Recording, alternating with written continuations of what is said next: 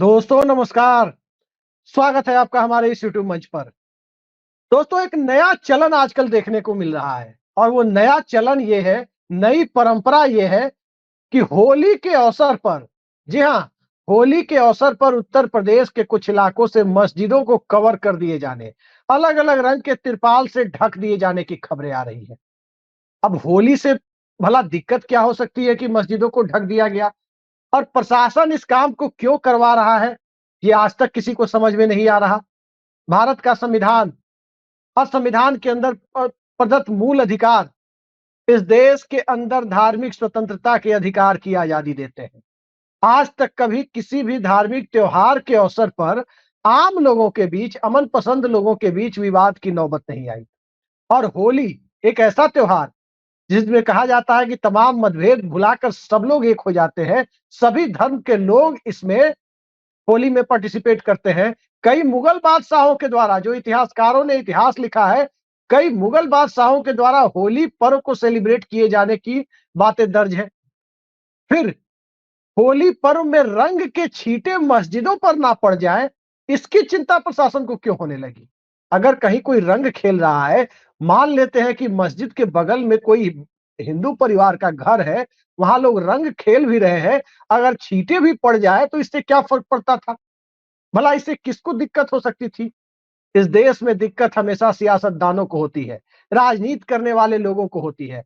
आम आदमी चाहे किसी भी धर्म का मानने वाला हो, वो अमन पसंद होता है। खबरें शाहजहांपुर से आई, खबरें संभल से आई, खबरें अलीगढ़ से भी आ रही है।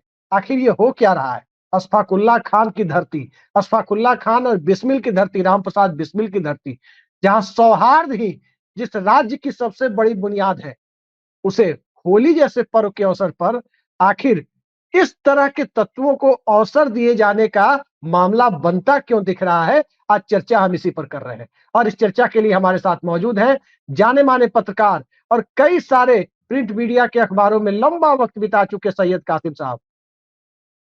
कासिम साहब, बहुत-बहुत स्वागत है आपका हमारे इस यूट्यूब मंच पर। और थैंक सबसे यू अभिषेक पहले भाई। जी, सबसे पहले हमारे दर्शकों को आप बताइए कि क्या इस तरह की रवायत कि होली में मस्जिदों को ढक दिया जाए, मतलब मेरे लिए तो ये बिल्कुल नई चीज है। हमने इस हिंदुस्तान को कभी ना सुना था ना देखा था, जो इस बार देखने को मिल रहा है। तो इस हिंदुस्तान को आप किस तरह से और इस उत्तर प्रदेश को आप किस तरह से देख रहे हैं? क्या यही है भारत का मिजाज? बहुत शुक्रिया अभिषेक भाई अपने मंच पे आमंत्रित करने के लिए। देखिए अभिषेक भाई, ऐसा है ना कि जैसा कि हम लोगों ने देखा, कोई पहली बार तो होली जो है वो जुमे को पड़ नहीं रही है। होली जुमे को भी पड़ी है, होली जुमेतुल विदा के दिन भी, अलविदा के दिन भी पड़ी है, होली ईद के दिन भी पड़ी है और 10 मुहर्रम के दिन भी होली पड़ी है।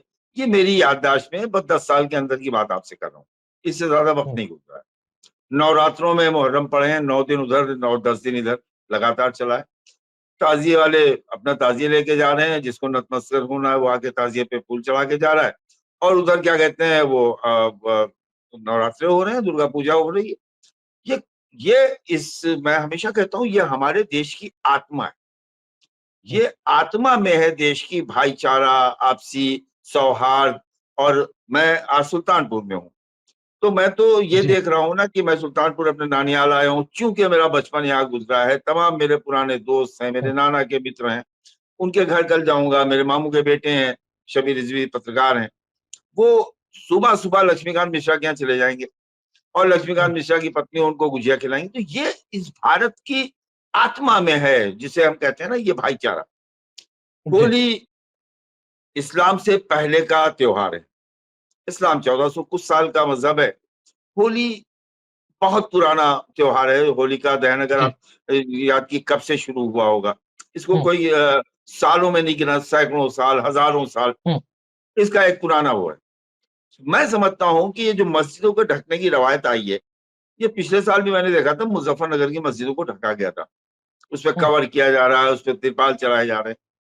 आपने जो कहा कि प्रशासन क्यों ढकवा रहा है, नहीं, मेरी जो जानकारी है प्रशासन के बारे में कहीं हो सकता है हो, ये हुँ, खुद ढका जा रहा है। मैं जी, आज ही अपने भाई से बैठा बात कर रहा था यही सुल्तानपुर में, तो मैंने कहा भाई ऐसा है कि कुरान की किसी आयत में होली का जिक्र है, रंग का जिक्र है? नहीं है। किसी हदीस में ज़ईफ़, बूढ़ी, पुरानी से पुरानी, बिल्कुल कमज़ोर हदीस जिसे कहते हैं, उसमें होली का कहीं ज़िक्र है? होली के रंग का ज़िक्र है कि रंग पड़ेगा तो उससे भई अगर आपकी दीवार पे बारिश का पानी पड़ रहा है, आपकी दीवार पे गुज़रते हुए ट्रकों का कीचड़ उड़ के जा रहा है, उससे हम्म, आपत्ति नहीं। आपत्ति है तो होली के रंग से आपत्ति है। देखिए ये क्या है ना, ये हर एक्शन का रिएक्शन होता है जी। और एक्शन रिएक्शन ये सरकार चाहती है। जिस पार्टी की सरकार है उसको चाहिए एक्शन का रिएक्शन। अगर हम्म, कोई अनुज चौधरी इस तरह के बयान देता है, तो कोई अबू जी। आसिम आज़मी बारात से बयान दे देता है। कोई जो हम्म, है बर्क़ जो है वो संभल से बयान दे देता है। तो हम्म, ये जो आपने अपनी मतलब जो आपके ओपनिंग रिमार्क का जो आखिरी हिस्सा है, जिसमें आपने कहा है ना सियासतदानों को, राजनीतिक लोगों को ये पसंद है। क्योंकि हम्म, उनका दोनों का इसमें जो है हित छुपा हुआ है। जहाँ हम्म, एक तरफ जो हार्डकोर लोग हैं, उनका हित इसमें छुपा हुआ है कि इससे हम एक वर्ग विशेष को शायद प्रसन्न कर रहे हैं। हालाँकि मैंने इसे खारिज किया है, आपके साथ बैठ के भी खारिज किया है, तमाम चैनल्स में खारिज किया है कि हमने 91 की रामलहर भी देखी हम्म, और उसको बिहार में लालू यादव को रोकते हुए भी देखा। हम्म, उत्तर प्रदेश में भी भारतीय जनता पार्टी को सरकार बनाने में लाने लग गए, हिंदी भाषी में हम्म, और बाकी देश की तो बात ही जाने दीजिए। हमने फिर रामलला की प्राण प्रतिष्ठा भी देखी। हम्म, पूरा देश गर्म हो रहा था। पूरे देश में लग रहा था गर्मी आ गई है और इसी उत्तर प्रदेश में 37 सीट वो भारतीय जनता पार्टी हार गई जो 14 में जिसे सबका सुपड़ा साफ कर दिया था और 19 में भी वो बहुत अच्छा जीतने में कामयाब हो गई थी जबकि सपा बसपा गठबंधन था। हमने इसे जी। देखा है। तो उनका भी नुकसान। दूसरा पक्ष जो है उसको ये है कि जब ये इधर से एक्शन होगा, उधर से रिएक्शन होगा तो इस एक्शन रिएक्शन का फायदा हमको मिलेगा। हम्म, मैं समझता हूँ इसके अलावा जमीन पे मैं अभी गाजीपुर से वापस आ रहा हूँ, सुल्तानपुर आके बैठा हूँ। मुझे कहीं कुछ नहीं दिखाई दिया। लेकिन जब हम टीवी खोलेंगे, सोशल मीडिया पे जाएँगे, ट्विटर पे जाएँगे, फेसबुक पे जाएँगे, तो बयानों की भरमार होगी, एक्शन रिएक्शन होगा, कोई कुछ कह रहा हो। मैं समझता हूँ कि ये मस्जिदों का ढकना आग में घी का काम कर रहा है। नहीं, अभिषेक भाई। कासिम साहब, मैं आपको 2-3 परिस्थितियां याद दिलाता हूं। मुझे याद है, उत्तर प्रदेश के मुख्यमंत्री योगी आदित्यनाथ ने 2019 के लोकसभा चुनाव के समय एक बयान दिया था। चुनावी सभा में बात कही थी कि ये अली और बजरंग बली की लड़ाई है। अरे भाई, अली और बजरंग बली की लड़ाई कैसे हो सकती है? प्रधानमंत्री की बात देखें, प्रधानमंत्री क्या कहते हैं, मंगलसूत्र किसको लेकर के दे देंगे? फिर दिल्ली के चुनाव 2020 को आप याद करें तो क्या कहते हैं प्रधानमंत्री? शाहीन बाग संयोग नहीं प्रयोग है। और फिर खास करके जो इस देश में फसाद करने वाले लोग होते हैं उसके बारे में क्या कहते हैं कि कपड़ों से उनकी कपड़ों पहचान से होती है। मतलब एक टूल किट डेवलप करने की तैयारी ऊपर से चलती हुई दिखाई दिखती प्रतीत होती है। और अब देखिए, जब माहौल पूरी तरह से ऐसा लग रहा है कि इस देश में सामाजिक न्याय की राजनीति फिर से बढ़ती जा रही है। लोकसभा चुनाव में उत्तर प्रदेश में आपने नतीजा देखा और उसके बाद की परिस्थितियों को आप देखें, यहां तक कि फैजाबाद की अयोध्या वाली लोकसभा सीट भी हार गई थी बीजेपी। लेकिन अब जो स्थिति बन रही है, एक सीईओ का बयान आता है। ठीक इसी तरह कांवड़ यात्रा के दरमियान सावन में आपने देखा होगा कि कैसे पश्चिमी उत्तर प्रदेश के इलाके में दुकानों पर दुकानदारों का नाम लिखने वाली बातें आ रही थी। क्या लगता है, अब जनता इन सब चीजों से फेड अप हो गई है, ऊब गई है, जनता को चीजें समझ में आ गई है, या अभी भी जनता इसके ऊपर से इस तरह के खास करके कम्युनल फ्लेवर जो दिखाई देता है वो हैंगओवर अभी उतरा नहीं है? देखिए अभिषेक भाई ऐसा है कि हम लोगों ने देखा है राम मंदिर आंदोलन भी देखा है, उसके बाद 89 में हम्म, मंडल आंदोलन भी देखा है। तो जी। मंडल जो है वो मंदिर पर हमेशा भारी पड़ा है। इस हम्म, चुनाव में भी आपने देखा कि जब आपने मंदिर बहुत चलाया तो मंडल भारी पड़ गया कि अयोध्या सीट भी हार गई, फैजाबाद की सीट भी हार गई भारतीय जनता पार्टी। हम्म, मुझे लगता है कि मंडल के बढ़ते हुए वर्चस्व से हम्म, दिल्ली परेशान है हम्म, और दिल्ली से ज्यादा उत्तर प्रदेश में योगी आदित्यनाथ जो है हम्म, उनको डर लग रहा है क्योंकि दिल्ली और लखनऊ के संबंध बहुत अच्छे नहीं है। तो जी। जब दिल्ली से पतंग की डोर पे जैसे ठुमकी लगाई जाती है, इस हम्म, तरह का कोई प्रयास होता है, तो हम्म, उत्तर प्रदेश जो है उस ठुमकी के जवाब में एक कोई ऐसा हिंदू कार्ड लेके आते हैं कि दिल्ली को बैकफुट पे जाना पड़ता है। हम्म, एक चीज। दूसरी चीज ये है कि जो अधिकारी और कर्मचारी इसमें आप लिप्त पाएंगे अधिकतर की जांच आप करेंगे या अधिकतर के बारे में पता करेंगे तो अधिकतर आपको ऐसे लोग मिलेंगे जिनके खिलाफ कोई ना कोई जांच है, जो भ्रष्टाचार में ज्यादा लिप्त है। वो उससे बचने के लिए और अपनी कुर्सी पे बने रहने के लिए वहां से कोई हटाए ना, जैसे सरकार उनको हटाना चाह रही है तो बीच में उन्होंने एक बयान दे दिया किसी तरह का, मैं अनुज चौधरी की बात नहीं कर रहा हूं, लेकिन तमाम ऐसे लोग हैं और उनके बयान से फिर वो वहां पर टिक जाते हैं, वहां पर रुक जाते हैं।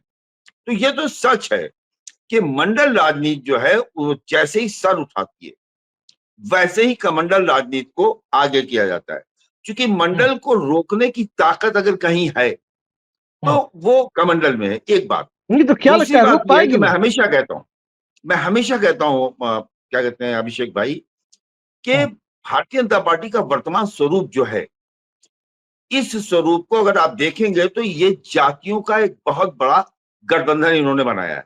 हाँ, बस किया ये है कि उस पर धर्म का तड़का दे दिया। वही तमाम लोग जो सामाजिक न्याय के पक्षधर हुआ करते थे, ओम प्रकाश राजभर हूं, संजय निषाद हूं, पल्लवी पटेल हूं, दारा सिंह चौहान हूं, धर्म सिंह सैनी हूं, ये जितने सैनी निषाद, ये जितनी बिरादरियों के सारे लोग भारतीय जनता पार्टी में आज सेट हो गए। और जो सामाजिक न्याय की बात करते थे वो सामाजिक न्याय की जगह पर अब वो उनका जो सामाजिक समरसता पे आ गए, जो संघ की प्रयोगशाला से निकला हुआ शब्द है। तो मुझे एक लगता सवाल है यहाँ कि उपजता है, एक सवाल कासिम साहब ने बड़ा अच्छा उदाहरण आपने दिया कि जो लोग सामाजिक न्याय की धारा से निकले, कोटा विद इन कोटा की बात ओबीसी में करते थे, राघवेंद्र सिंह कमीशन को लागू करने के बाद यूपी में, दिल्ली में रोहिणी कमीशन को लागू करने के बाद, मोटे तौर पर कहें कर्पूरी फॉर्मूले के राष्ट्रीय स्तर पर विस्तार की बात, वो उसमें से ज्यादातर ताकतें, लगभग सारी ताकतें आज सत्ता के लिए बीजेपी के साथ जाकर बैठी हुई है और सब चुप है इस पूरे खेल पर, यानी अपनी बिरादरी के, अपनी कम्युनिटी के वोटरों का सौदागर बने हुए दिखाई देते हैं और फिर इसी तरह की हिंदू मुस्लिम राजनीति को खेल रहे हैं। अब बीजेपी के सामने जो दुविधा की स्थिति आ गई है, परिसीमन को लेकर दक्षिण भारत के राज्य एक हो रहे हैं, आप देख रहे हैं चंद्रबाबू नायडू के सामने एक अलग स्थिति हो गई है, गले की हड्डी बन गया है मुद्दा, जनाधार उनका खिसक सकता है पूरा। वहीं इस परिसीमन को कराने के लिए तो पहले आपको जनगणना करानी पड़ेगी और जनगणना कराते हैं, जाति जनगणना वाला मुद्दा अगर आप छूते हैं, कराते हैं, तो आरएसएस का चुनावी हिंदुत्व बिखर जाएगा, पूरी तरह से बिखर जाएगा और अल्पसंख्यकों को वोट बैंक समझने की मानसिकता भी जिन दलों की है वो भी बिखर जाएगी, ये भी तय है। लेकिन अगर जाति जनगणना कराए बिना अगर आप कराते हैं तो सीधे सीधे फिर वो किसी मंदिर मस्जिद और कब्रिस्तान शमशान के मुद्दे से वो ढकने वाला नहीं है, भारतीय जनता पार्टी का सफाया हो जाएगा, ये करीब करीब तय है। मतलब एक कैच 22 सिचुएशन में बीजेपी आकर के फंस गई है। क्या आपको लगता है आगे इसके रास्ता कहां निकलता हुआ दिखाई देता है? क्योंकि समाज, भारतीय समाज में जाति एक सच्चाई है और जाति एक सच्चाई है, उसकी डिमांड बिहार में नीतीश कुमार ने तो अपनी तरफ से क्या हुआ कि माचिस लगा दी पहली बार। भारतीय जनता पार्टी के चुनावी हिंदुत्व में किसी ने पलीता लगाया तो वो नीतीश कुमार ने लगाया, वो पीडीए के फॉर्म में उत्तर प्रदेश पहुंच गया और दूसरे राज्यों तक पहुंच सकता है। अब आपको क्या लगता है ये बार बार इस तरह का नया नया चैप्टर, नया नया सिलेबस डाल के, एक सीओ अनुज चौधरी का बयान यूपी से शुरू होता है, बिहार का एक एमएलए बचौल का बयान आ जाता है, अभी गिरिराज सिंह जो इस तरह के बयानों के मास्टर हैं, फिलहाल उस तरह का बयान अभी नहीं आया है, पता नहीं क्यों आया है, हो सकता है कि उनके सिलेबस को दूसरे लोगों ने हाईजैक कर लिया हो, तो ह्यूमिलिएट फील कर रहे हो कि अरे भाई मेरे कोर्स में, मेरे अंगने में इनका काम कैसे हो गया। क्या लगता है आपको आगे आने वाला रास्ता जो भारतीय समाज का है, क्योंकि समाज का ही प्रतिबिंब राजनीति होती है, आने वाला रास्ता किस तरह का आपको खासकर उत्तर प्रदेश बिहार हिंदी पट्टी के परिप्रेक्ष्य में दिखाई देता है? बहुत दिलचस्प सवाल है। और देखिए ऐसा है कि ऐसे 5-7-10 साल 4-5 साल पहले लोग जब जाति की बात करते थे तो ये कहते थे जाति खत्म होना चाहिए। तो मैं ये कहता था कि जिस तरफ राजनीति भारत की जा रही है उस तरफ अब जो जहां जा रही है वहां जाति नहीं, जाति में गोत्र भी ढूंढा जाएगा। और आप देखें कुछ लोकसभाओं में, कुछ विधानसभाओं में ऐसा होता है कि अगर 2 कुर्मी आ गए तो उसमें ढूंढा जाता है कि कौन बैसवार है, कौन जैसवार है। अगर 2 पासी आ गए तो पूछा जाता है कि ये बौरासी पासी है या गुर्जर पासी है। अगर 2 यादव आ गए तो पूछा जाता है कि ग्वाल है कि ढिंढोर है। आ गए ना गोत्रों पे। इसी तरह से जब फैजाबाद लोक विधानसभा जो अयोध्या है, वहां एक बार अभय सिंह और लल्लू सिंह चुनाव लड़ रहे थे। अभय सिंह बहुजन समाज पार्टी से लड़ रहे थे, लल्लू भारतीय जनता पार्टी से लड़ रहे थे। तो वहां जो शुरू हुआ चौहनिया ठाकुर और सूर्यवंशी ठाकुर शुरू हो गया कि अभय सूर्यवंशी ठाकुर हैं और लल्लू सिंह चौहनिया ठाकुर हैं। तो भारतीय जनता पार्टी के गले की हड्डी बन चुका है अब जाति सिस्टम, क्योंकि भारतीय जनता पार्टी ने भी जाति को गोत्रों में बांटने का प्रयास किया।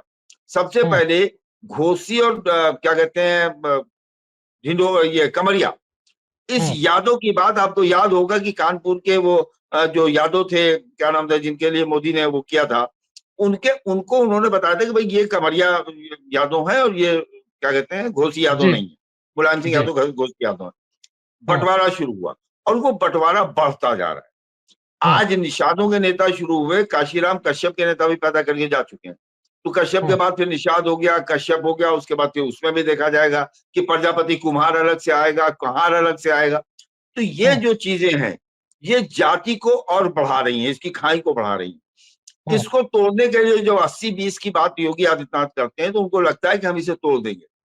तोड़ने के साथ जब लालू यादव, नीतीश कुमार या अखिलेश यादव या काशीराम फार्मूला या मायावती की बात अगर इस तरफ आप जाते हुए दिखाई देंगे तो फिर उनके अंदर से आवाज निकलती है, हमारे हक कहाँ, हमारे अधिकार कहाँ, हमारी नौकरी कहाँ, हमारा बैकलॉग कहाँ, हमारा मंडल की रिपोर्ट, उसके बाद ईडब्ल्यूएस का कट ऑफ हमसे कम क्यों? ईडब्ल्यूएस जो है उसकी कट ऑफ ओबीसी से कम जा रही है, यूनिवर्सिटी में प्रोफेसर नहीं है, वाइस चांसलर हम नहीं, ये सवाल उठने लगे हैं। इन सवालों का जवाब देने में असफल है भारतीय जनता पार्टी का आरएसएस का नेतृत्व। इसलिए उसमें ये होली, ये मस्जिद, उस पे रंग, उस पे घर से मत निकलो। तो क्या मस्जिद ढक देने से इसका बीजेपी को राजनीतिक फायदा मिल जाएगा? सारे सवाल लोग भूल जाएंगे क्या? देखिए मुझे लगता है कि मस्जिद ढकने की जो काम हुआ है उससे कहीं ना कहीं वक्ती तौर पर भारतीय जनता पार्टी को फायदा हो रहा है, क्योंकि मस्जिद ढकने का काम तो मुसलमानों ने खुद किया ना। मैंने कल कहीं कहा अभिषेक भाई कि अगर जुमे की नमाज के बाद अनुज चौधरी लोग, देखिए अनुज चौधरी जैसे लोग प्रशासन का हिस्सा है, तो विवाद वहां से शुरू हुआ, तो प्रशासन को हम पूरी तरह से इससे पृथक करके अलग करके नहीं देख सकते। हम प्रशासन को अलग नहीं कर रहे हैं, हम तो अलग कर रहे हैं सरकार को और मुसलमान को। मेरा अपना कॉन्सेप्ट, मेरा अपना मानना यह है कि अगर हम जुमे की नमाज के बाद थाली में फूल और तिलक लेके खड़े हो जाते, गुलाल लेके खड़े हो जाते और हम गुलाल लगाने लगते उस जुलूस में शामिल अपने दोस्तों को, और वो गुलाल हमारे नमाज के बाद लगाने लगते, तो ये सारे जितने लोग हैं जो साजिशें थी वो साजिशें अपना दम तोड़ देती। देखिए हर एक्शन का रिएक्शन है, मैं हमेशा जितनी तेज गेंद दीवार पे जाएगी उतनी तेज वापस आएगी। मैं समझता हूं कि इस साजिश में कहीं ना कहीं उन लोग भी फंस चुके हैं जिन्होंने मस्जिद ढकने का काम किया है। प्रशासन ने कहा कि भाई ठीक है आप ढक लीजिए, आपको लगता है कि रंग पड़ जाएगा। आपको कहना था कि हमारे होली के रंग से हमारी मस्जिद नापाक नहीं होती, हम नहीं ढकेंगे।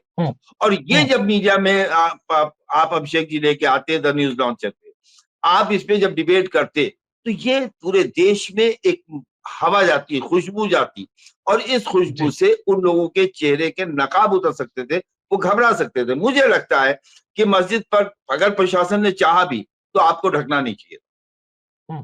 अच्छा, आप कह रहे हैं ढकना नहीं चाहिए था। मैं आपको बता दूं, आपको सुन के बड़ा आश्चर्य लगेगा, मैं बिहार से आता हूं और जो हमारे यहाँ का कल्चर है, जो पुराना कल्चर जिसको सामंती कल्चर कहते थे, सामंती व्यवस्था, उसमें मैं बता दूं आपको कि खासकर जो अपर कास्ट लोग थे, ज्यादातर लोग बिहार में नॉन वेजिटेरियन है।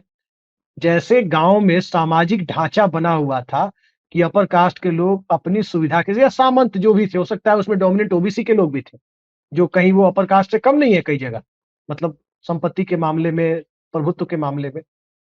तो उन लोगों ने अपने लिए, जैसे देखते होंगे कि लोग हर आदमी को पारंपरिक रूप से नाई, पारिवारिक तौर पर नाई समाज के भाई लोग होते हैं कि हाँ ये कुल खानदान के नाई ये है, ऐसे एक परंपरा बनी हुई है सामाजिक। ब्राह्मण ठीक इसी तरह से, पंडित पुरोहित जो होते हैं वो होते हैं कि उस परिवार के हैं।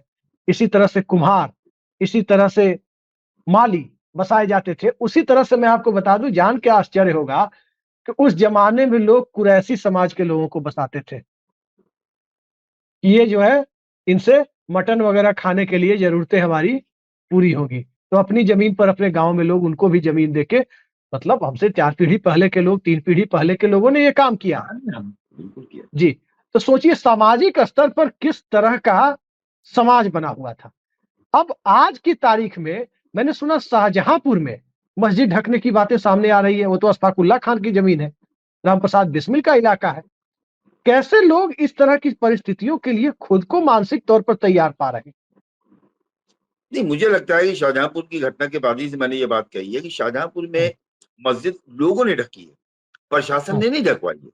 और जो जी। आपने कहा कि अशफाकुल्ला की धरती है, आप ये जो है ना, ये साजिश या शिकारियां हो रहे हैं या साजिश का हिस्सा है। देखिए, किसी भी समाज को बांटने में अगर किसी की सबसे बड़ी भूमिका होती है, तो उस समाज का जो, जिसे कहा जाता है ना धर्मगुरु, वो धर्मगुरु उसकी अगुवाई करता है बंटवारे की, अपने समाज की।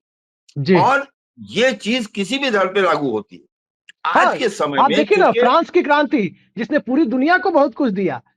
क्या हुआ था फ्रांस में? वहां के एम्पेरर सम्राट के दरबार में जो वहां प्रीस्ट क्लास था, चर्च का हस्तक्षेप बढ़ रहा था, उसके विरोध में क्रांति हो गई पूरी दुनिया में। वो एक बड़ा कारण था। अब भारत में नहीं नहीं, उल्टा वही हो मैं रहा कहता है। हूँ। सत्ता में हस्तक्षेप धर्म गुरुओं का बढ़ाया जा रहा है, तथाकथित धर्म गुरु, ठेकेदार कह सकते हैं, गुरु नहीं। जब आप भाषण सुनिए और सुनिए कि जब मैंने संन्यास लिया, हम्म। ये संन्यास जब मैंने लिया कहने वाले लोग, हम्म। जब 11 12 15 गाड़ी की फ्लीट से चलते हैं, जब उनके हम्म। चारों तरफ जो है सुरक्षा व्यवस्था होती है, बड़ी बड़ी हम्म। कोठियों में रहते हैं और अपने आप को बताते हैं जब हमने संन्यास लिया। आज जी। हम सन्यासी के रूप में देश की सेवा करने, प्रदेश की सेवा करने के लिए निकले हुए हैं। ये हाँ। अगर सन्यास है, या उसी तरह तमाम, आप देखिए, आप याद कीजिए इमरजेंसी का दौर, उसके बाद का दौर।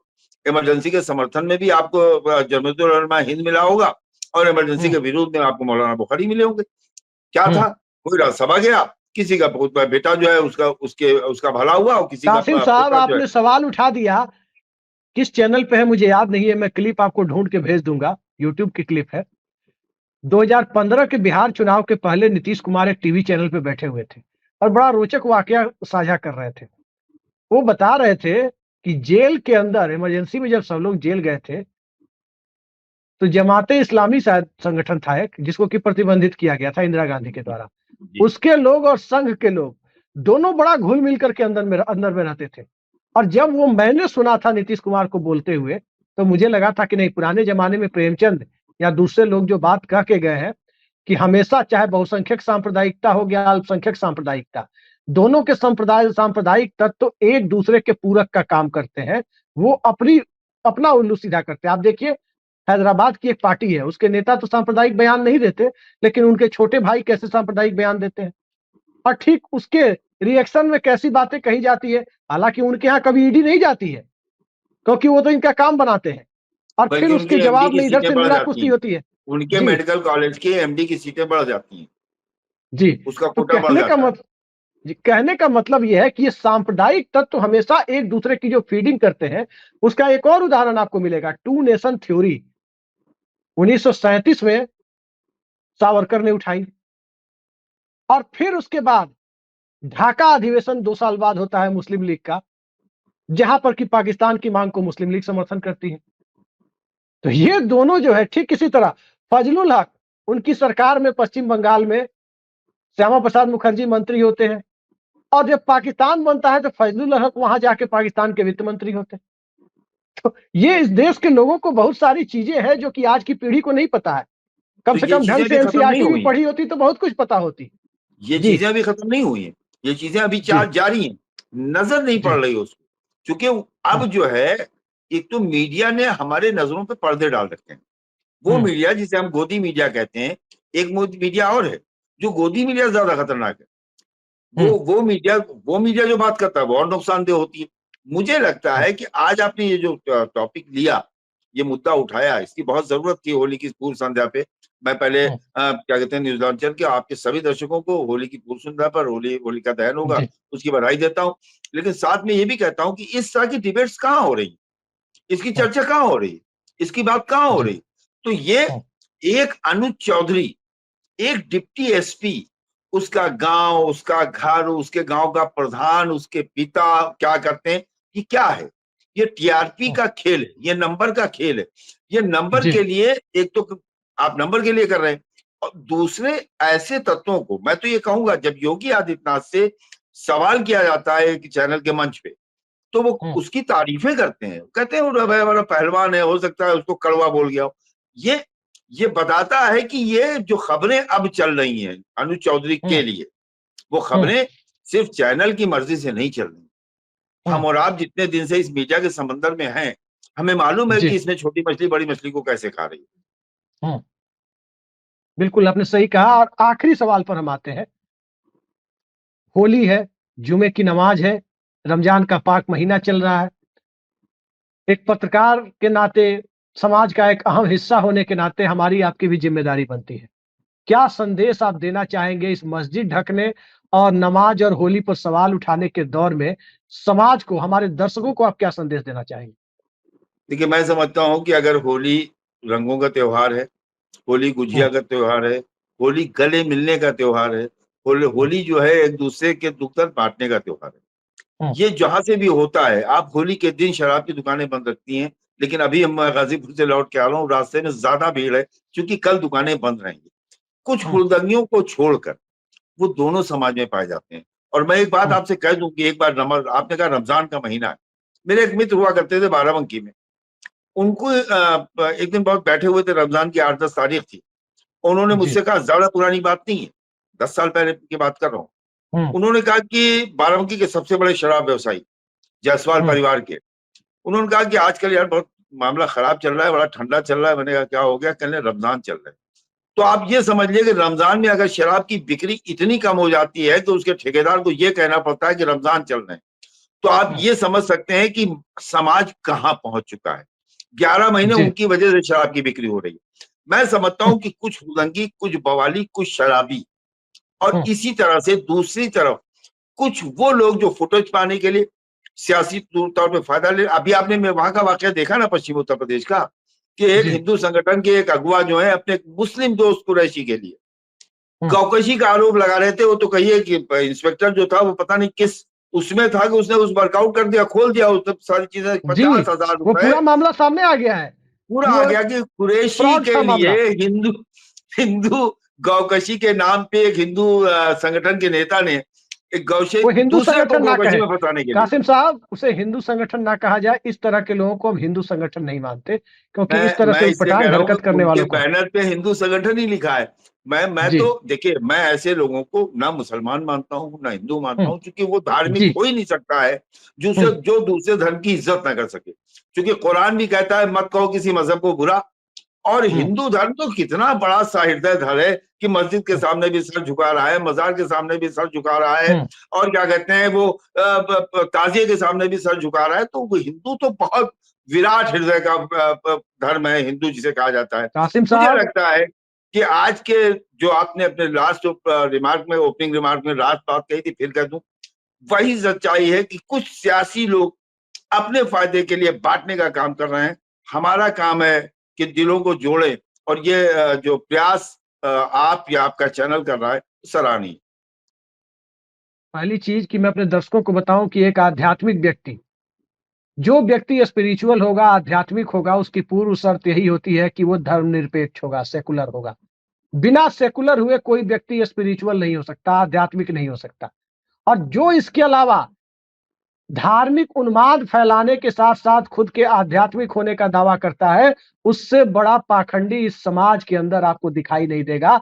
घर समाज हर जगह आप जाकर देख सकते हैं, इसी तरह के तत्व उटपटांग हरकतें करते हैं और कराते हैं। न तो मस्जिद ढकने की जरूरत है, न ही नमाज रोकने की जरूरत है, और न ही होली को रोकने की जरूरत है। होली को भी खुलकर सेलिब्रेट करने की जरूरत है, नमाज को भी खुलकर मस्जिद में जाकर के जुमे की नमाज को पढ़ने की जरूरत है। और जिस तरह से आपने रमेश सिप्पी की वो कालजयी फिल्म शोले में देखा होगा कि होली के गुलाल, चाहे वो इमाम साहब हो शोले फिल्म के, चाहे उनका लड़का अहमद हो, चाहे पूरी की पूरी बस्ती हो किसी भी धर्म को मानने वाले की, सब लोग जिस तरह से मना रहे हैं, वही हिंदुस्तान है। और उसी हिंदुस्तान के इर्द गिर्द हमें अपने सभी पर्व को सेलिब्रेट करना चाहिए, चाहे होली हो, चाहे ईद हो, या गुरुपर्व हो। जी कुछ कह रहे हैं? उसका स्क्रिप्ट सलीम और जावेद ने लिखा है, ये भी याद रहे। जी बिल्कुल सही कह रहे हैं आप कि शोले की स्क्रिप्ट सलीम जावेद दोनों ने मिलकर लिखी है। महाभारत की स्क्रिप्ट राही मासूम रजा ने लिखी है। और अभी भी जब भी अयोध्या पर मुझे कोई रिपोर्ट देखनी होती है तो यूट्यूब पर सबसे पहले मैं एनडीटीवी में एक जमाने में रहे कमाल खान साहब, अब दिवंगत है, उनकी अयोध्या की रिपोर्टिंग जिन लोगों ने नहीं देखी होगी वो यूट्यूब पर जाकर जरूर देखनी चाहिए। तब पता चलता है कि ये हिंदुस्तान क्या है।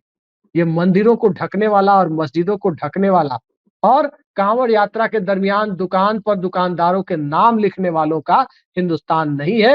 ये सबका भारत है, इंडिया दैट इज भारत। और इस भारत के अंदर सर्वधर्म समभाव की जो प्रकृति है, वसुधैव कुटुंबकम की जो पूरी की पूरी व्याख्या है, उसका दर्शन है, चाहे वो शकील बदायूनी के शब्दों में आप देखें, जो कहते हैं कि हर चीज नहीं है मरकज पर, एक जर्रा इधर एक जर्रा उधर। आप उनको देखें, चाहे आप उपनिषदों को देखें, हर जगह बात घूम फिर कर वही आती है। ये हिंदुस्तान आज से नहीं, हजारों सालों से सेकुलर बना हुआ है, आगे भी बना रहेगा। कुछ कह रहे थे? देखिए, निदा फाजली साहब का एक शेर है कि घर से मस्जिद है बहुत दूर, चलो यूं कर लें किसी रोते हुए बच्चे को हंसाया जाए।